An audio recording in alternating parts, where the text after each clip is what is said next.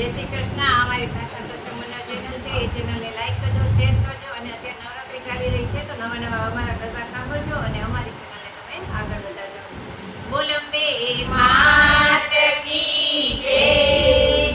ચમકે ચાંદને ચમકે ચાંદની રે લોલ, ચમકે ચાંદને ચમકે ચાંદની રે લોલ, ચમકે છે કંચનો સૂરજ સાથે જો રમવા આવો ને રાંદલમાં વળી રે લોલ, ચમકે છે કંચનો સૂરજ સાથે જો રમવા આવો ને રાંદલમાં